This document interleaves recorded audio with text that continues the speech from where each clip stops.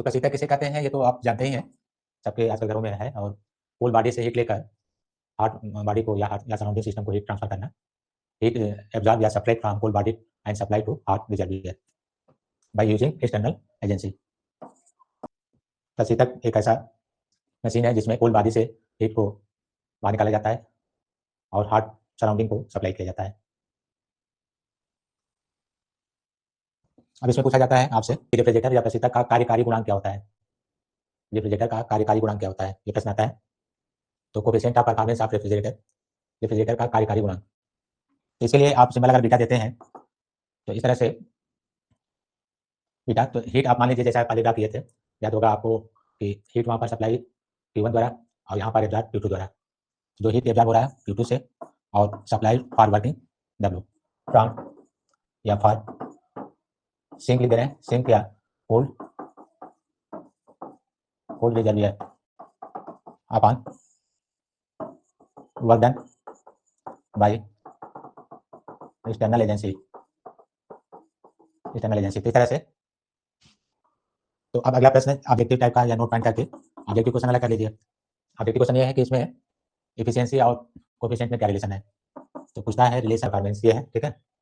तो इस तरह से अब जब आप इनका रिलेशन सॉल्व करेंगे तो पहले आप पढ़ चुके हैं, ईटा आपको बताया गया था यहाँ पर W/Q1 या जब आपने सॉल्व किया था हीट इंजन या नॉट हीट इंजन के लिए, तो 1 - Q2/Q1 या 1 - T2/T1 ये आपने सॉल्व कर रखा था। ये लिखा जाएगा हीट इंजन।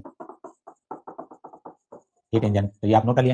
अब हीट इंजन के बाद ये फर्स्ट इक्वेशन, अब आप लिखेंगे दूसरा जिसमें बीटा है, तो Q2/W या Q2/T1 - Q2। तो इसको सॉल्व करने के लिए अब यहाँ से हम 1 + बीटा कर दें या 1 - बीटा कर लें। तो देख लीजिए अगर हम 1 + बीटा ऐड करते हैं तो क्या आएगा। तो 1 + बीटा, तो यहाँ भी 1 ऐड कर लीजिए, 1 + Q2/T1 - Q2। ऐसे में लीजिए Q1 - Q2, तो यहाँ पर आ जाएगा Q1 - Q2 + Q2, तो यह आ जाएगा Q1/T1 - Q2। आप डिवाइड कर लीजिए, तो 1/1 - Q2/T1। ऐसे Q2/Q1 तो देख सकते हैं 1 - T2/T1, तो ये 1 - T2/T1 आ जाएगा। तो 1 + बीटा इक्वल टू 1/1 - T2/T1।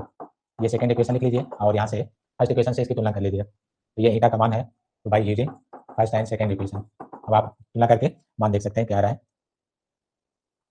तो 1 + बीटा इक्वल टू 1/ईटा और ईटा इक्वल टू 1/1 + बीटा। तो ये ऑब्जेक्टिव क्वेश्चन आप डायरेक्ट याद रखिएगा, ठीक है। अब डायरेक्ट यहाँ से ऑब्जेक्टिव क्वेश्चन लिख सकते हैं।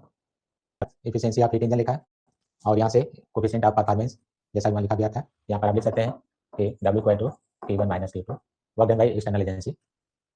इसको सॉल्व करने के लिए थोड़ा सा ट्रिक है, आपको याद करना होगा।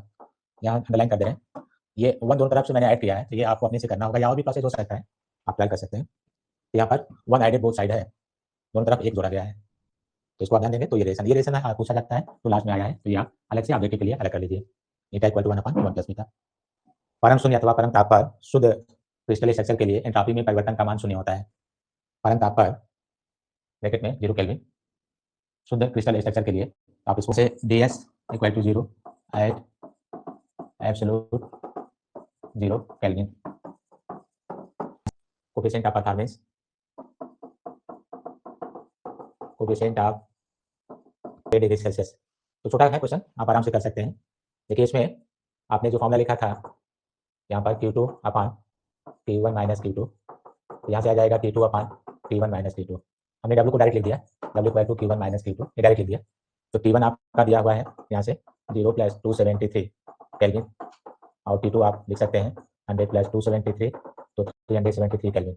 अब आप रख लीजिएगा, तो बीटा इक्वल टू यहाँ पर है 273/373 - 273, तो 273/100 तो आ जाएगा 2.73। T2 है 270 केल्विन, 100 केल्विन। तो कह रहा है कि वर्किंग कोफिशिएंट, तो वैसे ही है, इजी है, डायरेक्ट आपको फिर मिल गया। तो बीटा यहाँ से T2/T1 - T2 डायरेक्ट लिख लीजिए, सब पूरा लिखने की जरूरत नहीं है। 270/300 - 270, तो ऐसे 270 इसको सब्ट्रैक्ट कर दीजिएगा 30, एक्स एक्सिस वाई एक्सिस। अब जो मान दिया गया है वो नोट कर लीजिए, आपको यहाँ पर बताया है। ये ए से कोई पॉइंट डी है, 0 से 1 वैल्यू डी पॉइंट, और यहाँ पर ए है, यहाँ 2 और ये 3 मीटर क्यूब में। प्रेशर में यहाँ का पॉइंट 20 है, यहाँ पर 40 और अपर पॉइंट इसका यहाँ पर 60 है, यहाँ से ये 60 तक है। जैसे एक ट्रायंगल बना है तो ध्यान रखिएगा पीवी ग्राफ में जब आप एंटी क्लॉकवाइज लीजिएगा, एंटी क्लॉकवाइज तो वर्क नेगेटिव आएगा, क्योंकि फाइनल वॉल्यूम सी से ए हाई से लो की तरफ जा रहा है, फाइनल वॉल्यूम सी से ए या हाई से लो की तरफ जा रहा है। जब क्लॉकवाइज लेंगे सी से बी की तरफ तो फाइनल वॉल्यूम इंक्रीज होगा, तो वर्क डन पॉजिटिव होगा। तो इसको ऐसे याद कर लीजिए और हम लिख रहे हैं इसमें वर्क डन नेगेटिव होगा और work done on the system है, क्या लिखा जाएगा work done in complete one cycle in cycle A B C A, in cycle A B C A. तो area surrounding by A B C A पूरा एरिया, तो ये आपको एरिया लेना होगा इसका पूरा पूरा एरिया। तो हाफ बेस है ए बी, हाइट है बी सी, तो हाफ बेस में ए बी, ए से बी तक आपको मिलेगा 3-1 मीटर क्यूब में, इंटू बी से सी मिलेगा आपको 60-20 न्यूटन पर मीटर स्क्वायर में। तो ये टू कट जाएगा, वहाँ पर आएगा 40 या 40 न्यूटन मीटर या जूल। तो ये आ गया वर्क डन, ये था आपका तीसरा क्वेश्चन वर्क डन। अब आपको ये बताना था कि इसमें जो हीट होगा वो लॉस होगा या गेन होगा, इस तरह से। तो चूंकि वर्क डन नेगेटिव है, मैंने बताया यहाँ पर लिख रहे हैं नेगेटिव में लिखे हैं, वर्क डन नेगेटिव है ऐसे। तो आपने पढ़ा है d q equal to d q minus यहाँ पर डी क्यू डी प्लस है ऐसे, डी प्लस डी डब्ल्यू। तो आपने साइक्लिक प्रोसेस लिया तो चक्रीय प्रक्रम में कार्य तो आएगा, आप स्थिर है एक पॉइंट से चलेंगे इनिशियल फाइनल एक ही जगह आएगा, तो change in internal energy zero हो जाएगा। तो हीट गिवन टू सिस्टम ये जीरो होगा और ये माइनस में आया डी डब्ल्यू, तो वर्क डन आपने निकाला ही था। Heat one cycle heat given or loss in one cycle, तो आप नेगेटिव बताए हैं तो आप कहिएगा हीट लॉस, यहाँ टिक करिएगा हीट लॉस क्योंकि ये नेगेटिव है, डी क्यू इक्वल टू -40 यहाँ पर हीट लॉस।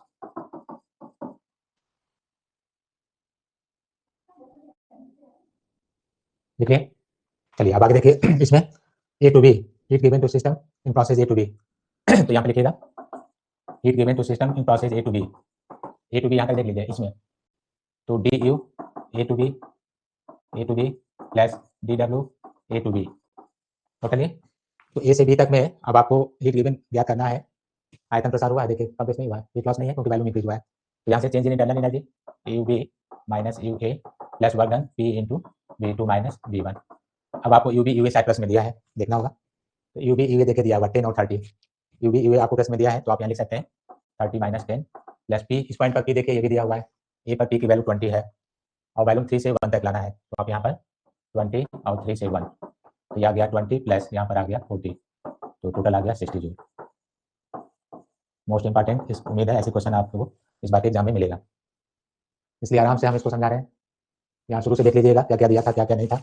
एक आपको फिगर दिया गया क्लियर है, ए से बी से सी ट्रायंगल बनाकर साइक्लिक प्रोसेस दिया गया है, इधर प्रेशर इधर वैल्यूम, वैल्यूम मीटर क्यूब में है, प्रेशर न्यूटन पर मीटर स्क्वायर में है, 20 40 60 तक 0 से फिर 1 2 3 ऐसे लिखा है। तो अब आपको हमने सबसे पहले जो था वही बताया कि साइक्लिक प्रोसेस में कितना कार्य होगा, तो ट्रायंगल बना हुआ था क्योंकि साइक्लिक प्रोसेस में वैल्यूम फाइनल डिक्रीज हो रहा है, सी से फाइनल है अतः नेगेटिव मैंने ले लिया। और इसमें d q equal to d U, चक्रीय प्रक्रम में आंतरिक ऊर्जा में कोई परिवर्तन नहीं तो उसको जीरो कर दिया, डी डब्ल्यू नेगेटिव था नेगेटिव कर दिया, तो हीट जो इसमें लॉस होगा वो कितना है तो -40। हालांकि सिस्टम पे हीट गेन होगी, ये सिस्टम में हीट को क्या होगा गेन होगा, लेकिन चूंकि वर्क ये शो कर रहा है, ठीक है। तो इस तरह से आपने इसको सॉल्व कर लिया। अब आगे ए टू बी के लिए heat given A to B, तो D U A to B plus D W A to B, A to B में आंतरिक ऊर्जा परिवर्तन U B minus U A, B पर क्वेश्चन दे रखा था बी पर, तो बी पर आपको दे रखा था 30, ए पर 10, ये 20 दिया था, ये 3 है ये 1, 2 मल्टीप्लाई किया 40 20 60 जूल। अब फाइनल आपसे पहला क्वेश्चन इसलिए दे रहे थे कि इसकी जरूरत बाद में पड़ेगी, find internal energy at point C, C पर इंटरनल एनर्जी। तो चलिए अब इसको सॉल्व करना है तो आपको यहाँ से ध्यान देना होगा, सी पर इंटरनल एनर्जी।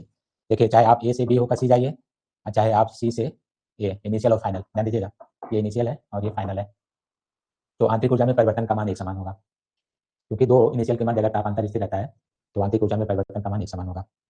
तो सी तक आपको लेना है तो आप कर सकते हैं इस तरह से यू ए सी, या सी से यू सी माइनस यू ए, यहाँ से सी से, तो सी से तो ए माइनस सी हो जाएगा ए सी, तो यहाँ पर C minus A equal to, अब आप यहाँ से ले लीजिए U A B plus B to C, ये होगा ए बी टू सी। तो ए बी अभी आपने सॉल्व किया था, फिर से लिख दे रहा हूँ U B minus U A plus U B minus U C. तो यहाँ ध्यान रखिएगा क्योंकि आप ए से सी ले रहे हैं जबकि ए सी से है, तो यहाँ वैल्यू नेगेटिव लेके चलिएगा, ये वाला ऑलरेडी क्योंकि हम रिवर्स लिए हैं, ये ध्यान दीजिए सी से ए है जबकि हम ए से सी लेके चल रहे हैं, तो ये वैल्यू हम ऑलरेडी नेगेटिव लेके चल रहे हैं, यहाँ से नेगेटिव, तो minus U C minus U A, ये है